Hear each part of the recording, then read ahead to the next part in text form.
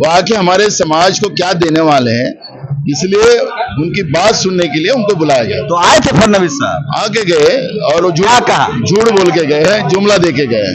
ये ओबीसी में नहीं आते, ओबीसी का आरक्षण खत्म करने वाले लोग हैं। हमारे देश की संविधान को जो तोड़ने का काम जो केंद्र में बैठी हुई सरकार कर रही है, संविधान का रक्षण भी किया जाएगा। ये सब नौटंकी जो है और ये जुमलेबाजी जो बीजेपी की है, ये असलियत अब लोग समझ चुके हैं। मोदी सरकार को अगर बीजेपी वाले अगर यहाँ से चिल्लाकर यहाँ तक बताते हैं कि हमारा ओबीसी प्रधानमंत्री देश में है, अब ओबीसी प्रधानमंत्री है तो ओबीसी का आप जनगणना करें। हम मांगने वाली कौम नहीं है, हम देने वाली कौम है। देश में हमारी तादाद ज्यादा है, हम किसान हैं। पूरे भारतवर्ष में अगर वर्तमान सरकार को कोई तोड़ सकता है, इसके तिलिस्म को, इस तंत्र को कोई तोड़ सकता है, वो सिर्फ बैकवर्ड क्लास हो सकता है। पंजाब में जो एससी समाज का रिजर्वेशन लागू है 22.5% है और बीसी का 10% शिक्षा के क्षेत्र में है, 12% नौकरियों के क्षेत्र में, बस, और बाकी खाली पड़ा है। नमस्कार, मैं शंभू कुमार सिंह और आप देख रहे हैं नेशनल दस्तक। इस समय मैं तालकटोरा स्टेडियम में हूं और मेरे साथ सिख कम्युनिटी के लोग हैं। सोचिए, आज ओबीसी 7 अगस्त है, ऐतिहासिक दिन है। आज ही के दिन ओबीसी कमीशन को बीपी सिंह ने लागू किया था।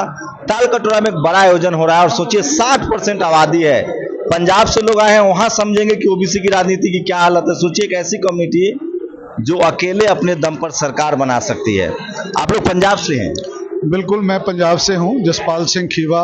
पंजाब में कितनी आबादी है ओबीसी की? पंजाब में लगभग 42% आबादी है और वहां पर 42% के हिसाब से जो विधानसभा की, जैसे वहां पर 117 सीटें हैं, 42% के हिसाब से वहां पर 49 सीटों पर ओबीसी को लड़ना चाहिए। जो मंडल कमीशन की रिपोर्ट कहती है, इंदिरा साहनी केस की जजमेंट में आता है कि 42% के हिसाब से 49 सीटें लड़नी चाहिए उनको।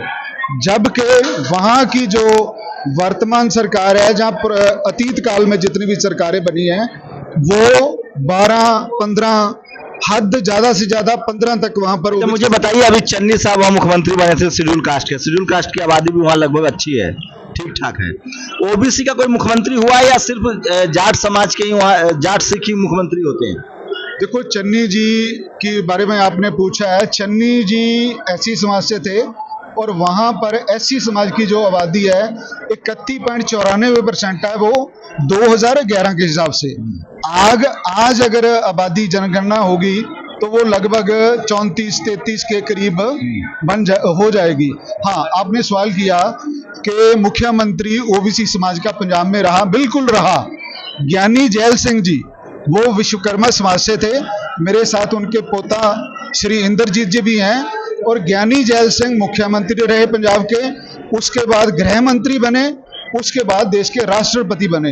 हाँ, शंभू जी, मैं एक खास बात कहना चाहता हूं कि ज्ञानी जी ने गृह मंत्री रहते हुए ओबीसी समाज के लिए, पूरे ओबीसी मतलब पिछड़ा समाज के लिए, जो 4% के हिसाब से ज्ञानी जैल सिंह जी ने पिछड़ों के लिए लोन का प्रोविजन किया था, बैंक फिक को बनाया था, backward class of financial corporation के नाम पर बनाया था। 4% के हिसाब से हर बीसी समाज के जाति को लोन मिलता था, पर आज की डेट में वो इतना डिफिकल्ट हो गया लोन लेना, उससे जल्दी बैंक में मिल जाता है। 27% रिजर्वेशन लागू है कि नहीं पंजाब में? नहीं, पंजाब में एक दुखांत है कि पंजाब में जो एससी समाज का रिजर्वेशन लागू है 22.5% है और बीसी का 10% शिक्षा के क्षेत्र में है, 12% नौकरियों के क्षेत्र में, बस, और बाकी खाली पड़ा है। जब कांग्रेस लगातार रही है शासन में। बिल्कुल बिल्कुल। और आप देखिए शंभू जी, वहां पर 50% की सीलिंग, वहां पर तो मतलब बाकी देश में है, पर वहां 50% की सीलिंग से भी कम हमें आरक्षण मिल रहा है। ये जानकारी सोचिए, हमें लग रहा था कि चंडी जहां कांग्रेस रही है लंबे समय तक, छत्तीसगढ़ हो, राजस्थान हो, पंजाब में भी 27% रिजर्वेशन ओबीसी को नहीं मिल रहा है। आप लोग को शेड्यूल कास्ट ओबीसी के लोग मिलकर पॉलिटिकल अलायंस क्यों नहीं बना रहे हैं? क्या आम आदमी पार्टी की जो सरकार बनी उससे उम्मीदें हैं कि वो आपको रिजर्वेशन दें?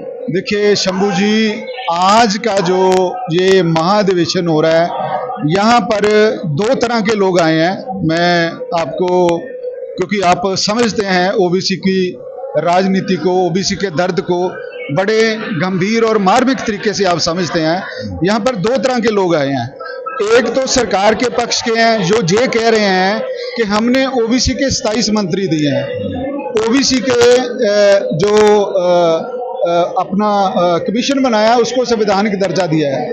पर आप ये सोचिए कि ओबीसी के मंत्री देने से, सिर्फ चेहरे देने से अगर विकास नहीं होगा तो उसका तो कोई लाभ मेरा नहीं है। सवाल वो नहीं था, मेरा सवाल था कि आप लोग की 40% आबादी है, शेड्यूल कास्ट है, आप लोग एक पॉलिटिकल अलायंस, अकाली दल की क्या राय है आरक्षण को लेकर पंजाब में? मैं यही पर बात लाना चाह रहा था।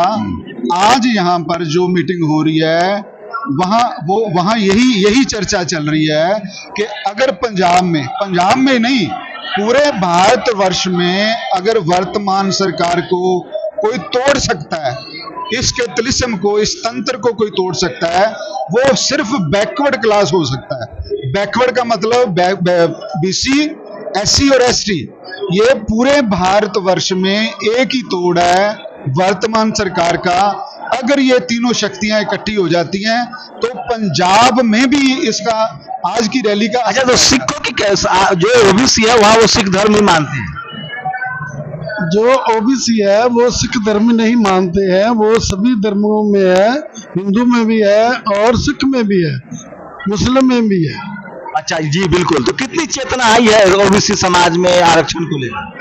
बहुत, पंजाब में तो बहुत चेतना है जी। बहुत लोग आज के दिन में वहां पर उबाल है, पूरे ओबीसी समाज के अंदर पूरा उबाल है। आने वाले दिनों में आप देखेंगे कि पंजाब में ओबीसी सरकार को रिप्लेस करेगा। आप लोग नस्ल दस्तक भी देखते हैं पंजाब में रहकर? हाँ बिल्कुल बिल्कुल शंभू जी, आपका और बहुत आनंद आता है जब आप लोगों को एक साथ चर्चा करते हो, इंटरव्यू करते हो और कावड़ियों के साथ आप वो ओबीसी का। जब आप कहाँ से आए हैं? मैं हैदराबाद से, तेलंगाना। तेलंगाना से आए हैं, तो आप भी ओबीसी हैं? अभी ओबीसी। वहाँ कितना रिजर्वेशन मिलता है ओबीसी को? वो भी तेलंगाना में 60% रिजर्वेशन नहीं मिला। वो भी दिल्ली में वो भी 50% रिजर्वेशन मिलता। वो भी आंध्र प्रदेश में 50% रिजर्वेशन नहीं मिला। क्या बोला, वो भी 25% रिजर्वेशन है तो वो भी पब्लिक जो रहा। ठीक है, कोई नहीं। तो सोचिए, मेरे लिए तो खुशी की बात है, देश भर से लोग, ओबीसी के लोग जमा हो रहे हैं। तो क्या पंजाब से हैं, कितनी जागरूकता आई है समाज में, और क्या एक आरोप लगता है ओबीसी के लोगों पर कि वो आंदोलन में चला नहीं रहे आरक्षण बचाने के लिए? नहीं, ये आरोप तो सच्चा है, पर ये है कि पहले से बेहतर जो है ओबीसी में चेतना आई है। क्योंकि जो वर्तमान सरकार है, ओबीसी को नाम पर सरकार तो बन रही है, सरकारें बन रही हैं, चाहे वो यूपी है चाहे सेंटर है, पर ओबीसी के लिए कुछ किया नहीं जा रहा। किया, आइए आगे सवाल लेंगे नाना पटोले से। वो अध्यक्ष है ना महाराष्ट्र कांग्रेस के, महाराष्ट्र ओबीसी से आते हैं। तो देखिए, ये तस्वीरें देखिए, और महिलाओं की बहुत संख्या है, भागीदारी है। ये तस्वीरें दिखा रहा हूं आपको, और हम लोग लगातार कोशिश कर रहे हैं कि आरक्षण की लड़ाई बहुत मजबूत हो। ये तस्वीरें दिखा रहा हूं आपको और उनसे बात करूंगा। नाना पटोले हैं, बड़े किसान नेता हैं। साइड ये देखो, तो आपके तो पोस्टर पर देवेंद्र फडणवीस, ये ओबीसी में नहीं आते, ओबीसी का आरक्षण खत्म करने वाले लोग हैं। उनकी तस्वीर लगी है ओबीसी के कार्यक्रम में। देखिए, ओबीसी ये समाज जो है ये खेती से जुड़ा हुआ समाज है, किसान है, और किसान देने वाला होता है और सबको साथ में लेके चलने वाला होता है। हाँ, और इसलिए हमारी जो भूमिका होती है सबको लेके साथ में और सब देश के हित में काम करने का। और जो वो लोग पोस्ट पे हैं वो आके हमारे समाज को क्या देने वाले हैं, इसलिए उनकी बात सुनने के लिए उनको बुलाया गया। तो आए थे फडणवीस साहब, आके गए और वो झूठ बोल के गए हैं, जुमला दे के गए हैं। अच्छा, बताइए, एक आरोप आप पर भी गंभीर है। कांग्रेस शासित राज्यों में आज तक 27% रिजर्वेशन लागू नहीं है। छत्तीसगढ़, राजस्थान, अभी मैं इनसे बात कर रहा था, पंजाब में नहीं है। तो ये एक बड़ी विडंबना है। जहां जहां कांग्रेस लगातार सत्ता में रही है पटोले साहब, वहां 27% रिजर्वेशन नहीं है। महाराष्ट्र में आप लोगों को नगर निकाय चुनाव में 27% रिजर्वेशन नहीं मिला। देखो, महाराष्ट्र में 27% रिजर्वेशन था, लेकिन ये फडणवीस की सरकार जब 2014 से 19 तक थी, 2017 में फडणवीस सरकार ने ये मामला पेचीदा खड़ा कर दिया और इसका रिजल्ट आते आते 2019 मार्च तक इसके परिणाम कोर्ट के माध्यम से सामने आए और उससे ओबीसी समाज आप तो राहुल जी के बहुत करीबी लोगों में से है पटोले साहब, क्या राहुल जी को अब जो जिस तरह से प्रधानमंत्री बैटिंग कर रहे हैं, वो रोज बोलते हैं SC ST OBC माइनॉरिटी, 27 मंत्री बना दिए, गवर्नर बना रहे, अभी धनखड़ साहब कह रहे हैं कि हम ट्राइबल राष्ट्रपति दे रहे हैं, ओबीसी किसान समाज से हम उपराष्ट्रपति दे रहे हैं। क्या आपकी पार्टी में SC ST OBC माइनॉरिटी के लोग समझ बढ़ी है या अभी भी वहाँ सबल लीडरशिप हावी है? लेकिन मुझे ये नहीं समझ में आता है, हमारे राष्ट्रपति की जात नहीं होती है और कभी भी कांग्रेस ने बूटा सिंह को बनाया था तो बूटा सिंह के बारे में कभी बोला नहीं था कि हमने शेड्यूल कास्ट का राष्ट्रपति बनाया। मूल सब्जेक्ट वो नहीं होता, आखिरी हमें संविधान के आधार पर हमें काम करने का अधिकार होता है और हमें इसलिए संविधान की शपथ लेके हम राष्ट्रपति बनते हैं, हम प्रधानमंत्री। बीजेपी आरक्षण विरोधी है, एक माइंडसेट, ये धारणा बनी हुई है और वो सही भी है, प्राइवेटाइजेशन कर रही है, आरक्षण कर, लेकिन कांग्रेस शासित राज्यों में 27% रिजर्वेशन कागजी तौर पे भी हम इम्प्लीमेंट नहीं है। राजस्थान, छत्तीसगढ़, मध्य प्रदेश, अभी पंजाब की बात है, जबकि जहां लंबे समय तक आप लोग रहे हैं। क्या वजह, क्या पार्टी के अंदर भी? सुनो, मुझे छत्तीसगढ़ हमें लगकर है और महाराष्ट्र का राजनीति मुझे पता है। महाराष्ट्र में 27% आरक्षण था। हाँ, वहाँ तो सुनो, हाँ। और छत्तीसगढ़ में भी 27% आरक्षण है, वहां पे भी 27% ओबीसी को मिल रहा है। लेकिन हमारा ये नहीं, मैं बता रहा हूँ, मुझे लगकर स्टेट है और मुझे ये कहना है कि हमारी जो परिस्थितियां, मैंने जब भी कहा हम मांगने वाली कौम नहीं है, हम देने वाली कौम है। देश में हमारी तादाद ज़्यादा है, हम किसान हैं और जब हमें मांगने वाली कौम अगर हम नहीं है तो डॉक्टर बाबा साहब अम्बेडकर ने हमें जो संविधान में अधिकार दिया है उस अधिकार का अब पालन सरकारों ने करना चाहिए। और मुझे लगता है कि आने वाला कल ये देश में पार्टी में 27% भागीदारी तय होगी, क्योंकि बीजेपी कह रही है कि हम अपनी पार्टी में SC ST OBC को जगह दे रहे हैं। अब मैं आपको राजस्थान की बात निकालें तो राजस्थान में मुख्यमंत्री कौन है? OBC। छत्तीसगढ़ में कौन है? OBC। महाराष्ट्र में PCC कौन है? आप बताइए। OBC। तो मेरा कहना देर से, लेकिन देर से चीजें हो रही हैं। बात समझ लो ना, मेरा कहना है कि हम लोग ऐसे लोग हैं कि हम जब कुर्सी पे बैठते हैं, मैंने कहा कि मैं जो स्पीकर था महाराष्ट्र विधानसभा का, तब मैंने विधानसभा अध्यक्ष करके एक रेजोल्यूशन पास किया, जाति निहाय जनगणना होना चाहिए और उसका ठहराव। ये बड़ा है, तो सरकार ने साफ कर दिया कि हम जाति जनगणना नहीं करेंगे, इसको लेकर कोई प्लान है? हाँ, तो मैं यही तो बात बता रहा हूँ, यही तो शुरुआत है। तो हमने उसका प्रस्ताव लाया, अब विधानसभा में एक मत से ठहराव पारित हो और मेरे ठहराव के बाद देश के कई राज्यों ने एक मत से ठहराव पारित किया। क्या सरकार? सुनो ना, तो अब मोदी सरकार को अगर बीजेपी वाले अगर यहाँ से चिल्लाकर यहाँ तक बताते हैं कि हमारा ओबीसी प्रधानमंत्री देश में है, अब ओबीसी प्रधानमंत्री है तो ओबीसी का अब जनगणना करे। अब इसको लेकर क्या करेंगे? आप लोग के पास कोई रणनीति है? सरकार ने मना कर दिया, नहीं कराएंगे जनगणना। सुनो ना, डॉक्टर मनमोहन सिंह साहब की जब सरकार थी तब उसमें हमने डाटा कलेक्ट किया था, उसमें 2% डाटा थोड़ा गड़बड़ है, ऐसा ये सरकार ने, मोदी सरकार ने लोकसभा में बताया। क्या 98% डाटा अगर बराबर है ओबीसी का तो सरकार को दिखाने में क्या तकलीफ है? सरकार क्यों उसको ये करती है? और आगे क्या रणनीति है आप लोग की? इसलिए तो बता रहा हूँ, जैसे किसान विरोधी सरकार केंद्र की है, वैसे ओबीसी विरोधी भी ये सरकार है।